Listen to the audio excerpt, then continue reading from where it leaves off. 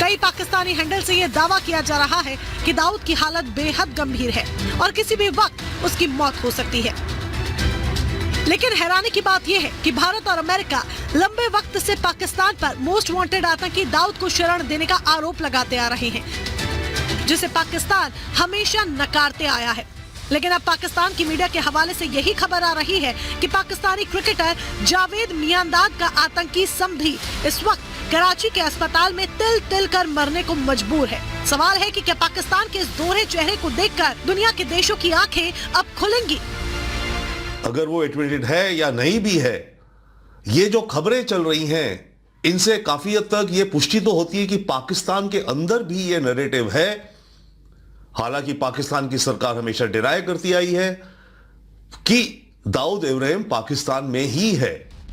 पाकिस्तान के सियासी नेता और पाकिस्तानी सेना भले ही दाऊद के वहां पर होने की खबर को नकारते रहे हो, लेकिन ये बात जग जाहिर है कि पाकिस्तान हमेशा से ही आतंक को पनाह देता आया है और इसमें सबसे ज्यादा हाथ वहां की सेना का है।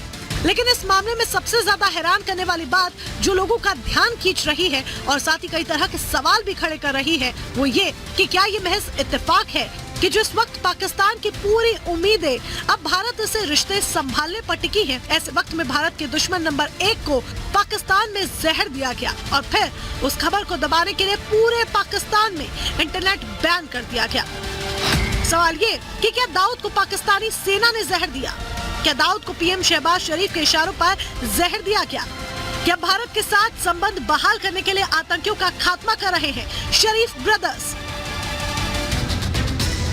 ये सवाल इसीलिए क्योंकि पाकिस्तान की सत्ता पर काबिज पीएमएल के संस्थापक और पूर्व प्रधानमंत्री अपनी पार्टी की संसदीय बैठक में खुलेआम ये कह चुके हैं कि उनकी प्राथमिकता भारत के साथ संबंध बहाल करने की है, जबकि ठीक इसके उलट भारत कई मंचों से पाकिस्तान को दो टूक कह चुका है कि आतंकवाद और बातचीत एक साथ नहीं चल सकती।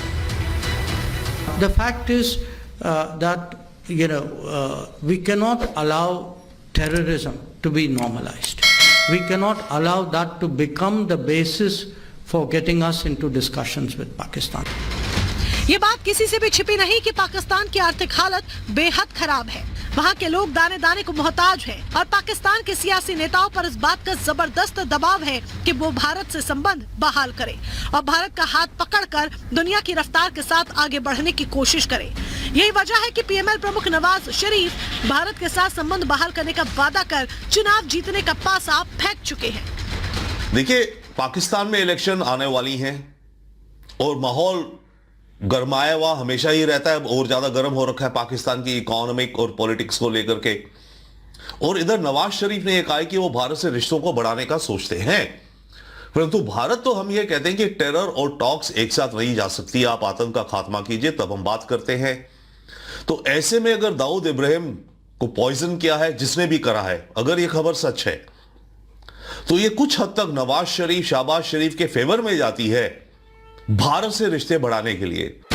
बेशक सवाल कई है और जवाब उतने ही अहम, क्योंकि इसे इत्तेफाक कहे या फिर कुछ और, लेकिन 7 साल के निर्वासन के बाद जब से पाकिस्तान में नवाज ने वतन वापसी की है, तभी से पाकिस्तान में हिंदुस्तान के दुश्मनों की डीप क्लीनिंग शुरू हुई है। Bureau report, Republic Bharat.